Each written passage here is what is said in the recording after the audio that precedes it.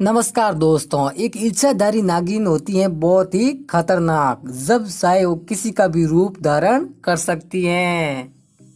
वो हमारे बीच में ही होती हैं लेकिन हम उसको पहचान नहीं पाते हैं। और हाँ दोस्तों, यदि हमें कहीं पर भी नाग और नागिन का जोड़ा मिल जाए तो हमें उन्हें बिल्कुल भी छेड़ना नहीं चाहिए।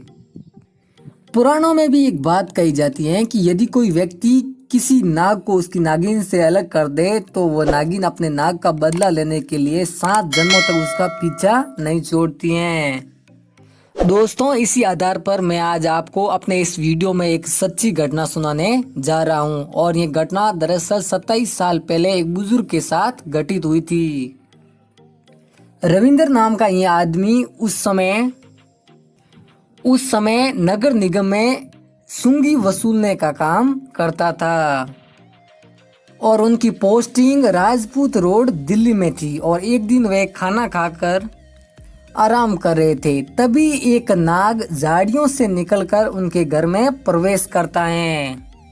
पहले तो रविंदर उस नाग को देखकर बहुत अधिक डर गया था, लेकिन बाद में पास में पड़े हुए एक डंडे को लेकर जोरदार उसको नाग को मार दिया।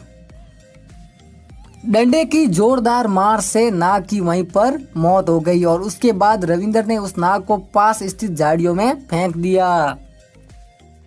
लेकिन जब रविंदर के साथ काम करने वाले व्यक्ति उनके पास आए और उनसे पूछा कि तुम इतने डरे हुए क्यों हो, तब रविंदर ने अपने साथियों को बताया कि उसने भूलवश एक नाग को मार दिया है।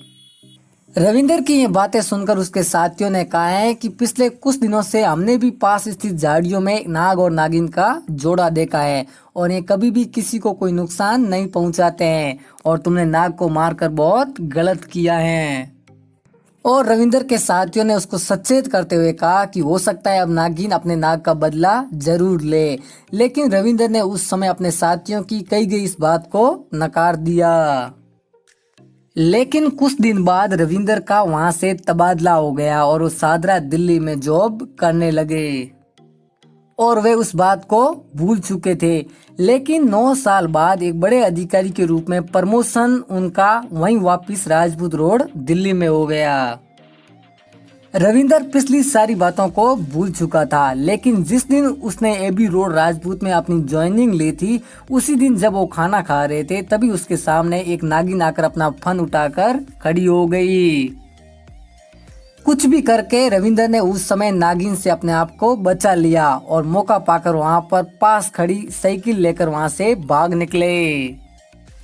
कई किलोमीटर तक यात्रा करने के बाद रविंदर बहुत अधिक थक चुके थे, लेकिन नागिन उनका पीछा करना बिल्कुल नहीं छोड़ रही थी और वे सड़क पर चलते चलते ही वहां पर बेहोश होकर गिर गए। और उसी सड़क के दूसरे किनारे पर कुछ मजदूर सड़क मरम्मत का कार्य कर रहे थे। उन मजदूरों में से एक मजदूर का ध्यान रविंदर की ओर गया। तब सभी मजदूर रविंदर के पास गए। उससे पहले कि वो नागिन रविंदर को डस लेती, वहां पर सभी मजदूरों ने उस नागिन को भी वहां पर मार दिया। और जब रविंदर को होश आया तो उसने देखा कि उसके पास किसी ने नागिन को मार दिया है। और जो सड़क का कार्य कर रहे थे उन मजदूरों में से एक मजदूर बहुत बुजुर्ग थे और वो जान चुके थे कि हो सकता है ये नागिन अपने नाग का बदला लेने के लिए इस इंसान के पास आई हो। तब उस बुजुर्ग मजदूर ने रविंदर से कहा कि आपने इस नागिन के नाग को मारकर बहुत गलत किया है। ये नागिन आपके 7 जन्म तक भी आपका पीछा नहीं छोड़ेगी और जब भी इसका पुनर्जन्म होगा ये अपने नाग का तुमसे बदला जरूर लेगी। बुजुर्ग मजदूर की ये बातें सुनकर रविंदर बहुत अधिक डर चुका था और उसने मजदूर से इसका उपाय भी पूछा। तब मजदूर ने कहा कि इसका केवल एक ही उपाय है, तुम्हें इस नागिन का पूरी विधि विधान से अंतिम संस्कार करना होगा।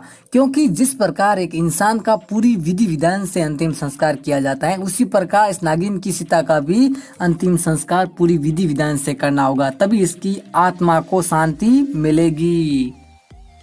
तब रविंदर ने भी उस बुजुर्ग मजदूर की वो बात मान ली और उस नागिन का बड़े विधि विधान से अंतिम संस्कार किया। और पंडितों को खाना भी खिलाया। तो दोस्तों इस बात से एक बात तो फिक्स हो जाती है कि हमें कहीं पर भी यदि नाग और नागिन का जोड़ा मिले तो उन्हें मारना तो दूर, छेड़ना भी बिल्कुल नहीं चाहिए, क्योंकि इसका परिणाम बहुत बुरा होता है। तो दोस्तों ये थी आज की हमारी एक चमत्कारिक घटना। यदि आपको पसंद आई हो तो लाइक कीजिए, चैनल को सब्सक्राइब और बेल आइकन को प्रेस कीजिए। मिलते हैं अगले वीडियो में, तब तक के लिए जय हिंद, वंदे मातरम।